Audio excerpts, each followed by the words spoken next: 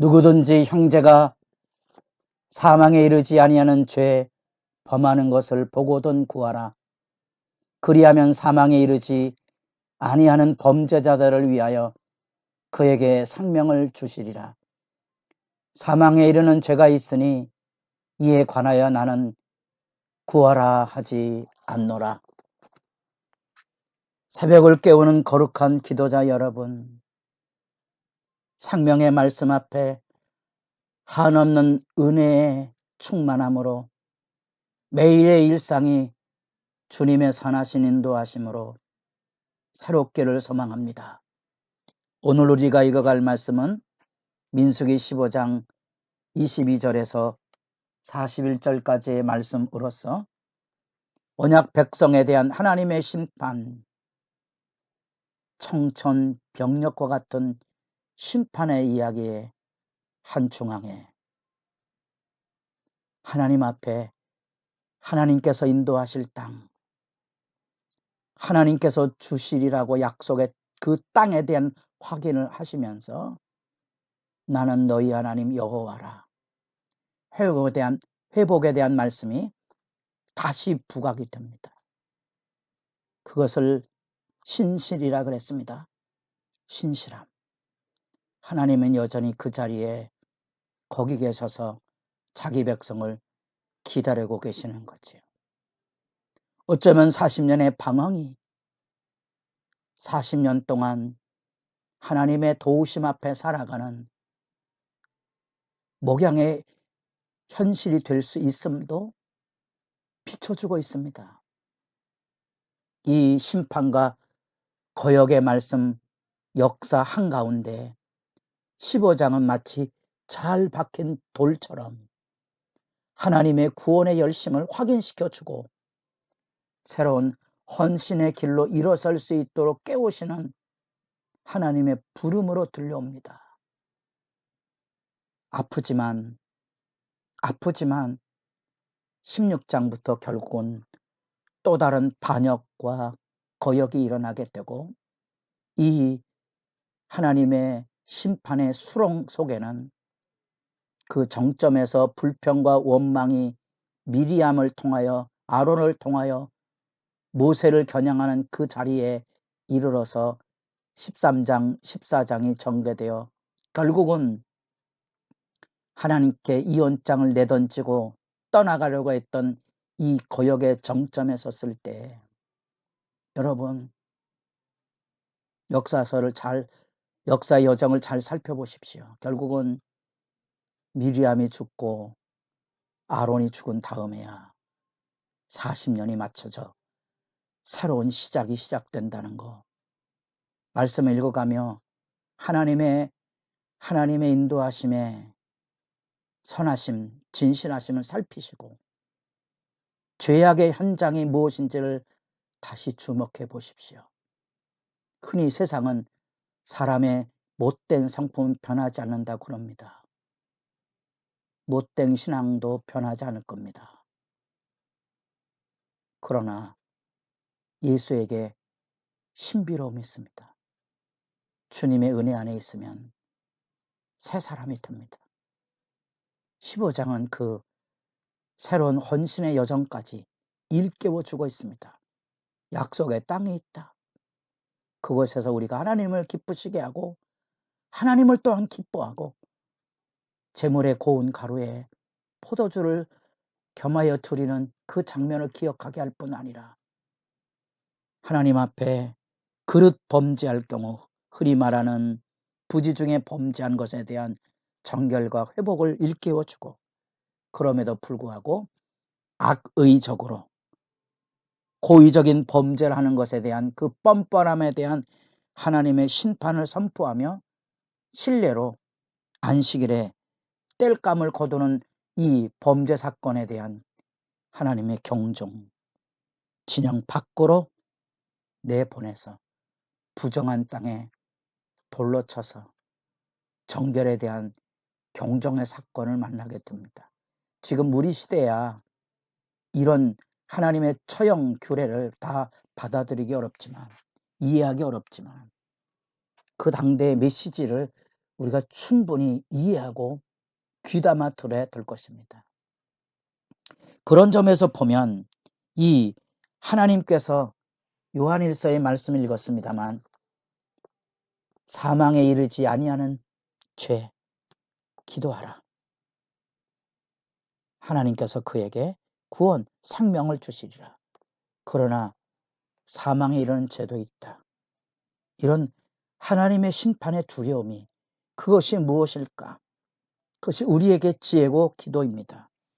일반적으로 이렇게 돌로 쳐서 이 백성들 중에 끊어져가는 하나님의 재앙에 내던져지는 마치 열정탐꾼 하나님 앞에 고의로 하나님 앞에 악의 횡포를 부렸던 그들에 대해서 하나님께서 재앙으로 죽게 하셨던 14장 37절 말씀처럼 하나님의 심판의 경종이 그곳에 있습니다. 예를 들면 할례를 행하지 않았다든가 우상 숭배나 종교 절기를 지키지 않았다는 것, 피를 먹는 것과 같은 악의적인 부정 행위와 건친상과 같은 타락된 성범죄 사건은 성경이 레위기 24장 신명기의 말씀에 백성들 중에서 끊쳐지는 심판에 대한 이야기를 들려주고 그와 같이 하나님 앞에 피를 먹는다든가 할례를 행하지 않는 그런 종교절기나 우상숭배나 근친상간의 성타락 사건, 하나님의 공동체 안에 제명당하고 추방해야 될 하나님의 백성에서 끊어지는 하나님의 심판의 행위는 곳곳에서 할례를 행하지 않은 언약 파기나 피를 먹는다거나 우상숭배를 한다거나 공적인 범죄 사건의 실태들, 근친상과 같은 부도덕한 행위들을 통하여 하나님의 백성이 끊쳐지는 심판의 이야기에 경종사건이 분명히 서 있습니다. 그 중에 이 안식일 봉과 안식일 규례를 어기는 행동에 대하여서도 여기 하나님 앞에 반역죄로 처단하는 그런 모습을 일깨워 줌으로써 모세가 이런 문제에 대하여 하나님께 엎드려서 기도하고 하나님의 명령한 대로 이스라엘 백성 전체가 이런 죄악이 어떤 파장을 일으킬 것인지 심판에 대한 두려움과 경외감을 가지고 진영 밖으로 가서 돌로 쳐 죽임으로써 우리 모든 공동체가 이 죄악과 구별된 경건의 삶을 하나님 앞에 그리고 백성들 앞에 선연히 드러내게 하는 처형 방식을 일깨워 줍니다. 그것이 하나님 앞에 제2규례뿐 아니라 하나님의 백성의 언약 공동체의 바른 하나님의 말씀의 기초를 재확인하게 되는 거죠. 그리고 옷에다가 술을 엮어서 청색 끈을 함께 섞어 만드는 방법, 유대인들에게 가장 귀중히 여기는 옷술에 대한 얘기가 나옵니다.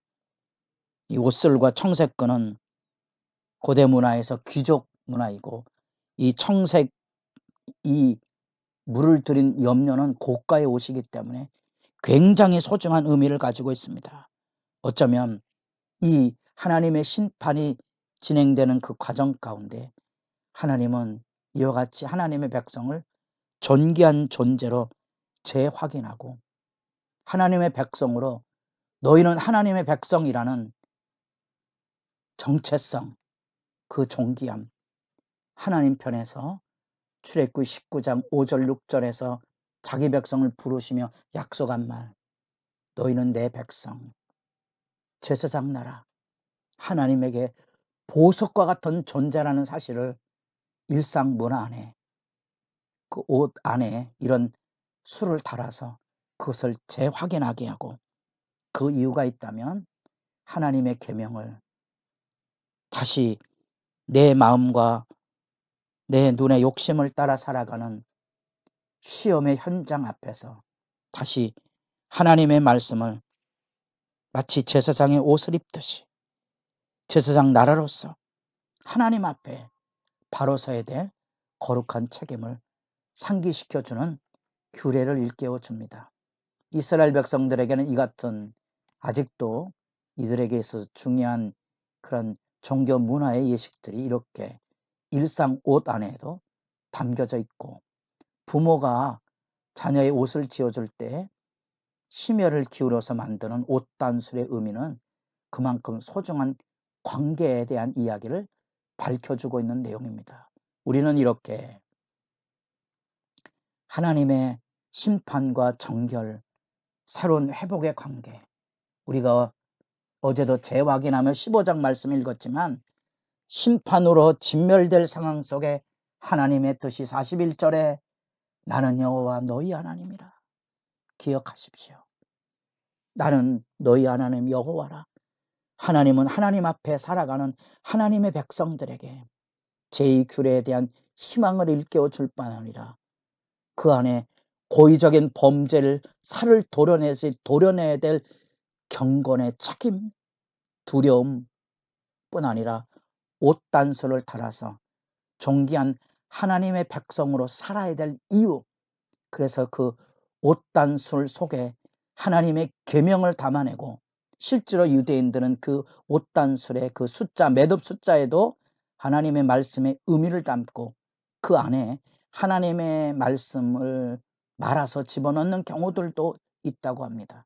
하나님의 말씀을 기억하고, 여러분, 이 말씀을 기억하는 이 소중한 옷단술의 개념이 다윗이 사울의 옷단술을 잘라내는 것처럼 우리가 너무도 잘 아는 12의 혈루증 여인이 예수님의 그 옷깃, 그 옷단술을 잡는 그런 장면들을 묵상해 가시며 하나님의 백성으로 존귀히 살아가는 이 본분, 여러분도 손꼽아서 하나님 앞에 거룩한 백성으로 말씀을 기억하고 살아가는 거룩한 표적을 여러분 스스로 만들며 여러분의 새벽 기도가 복 있기를 바랍니다.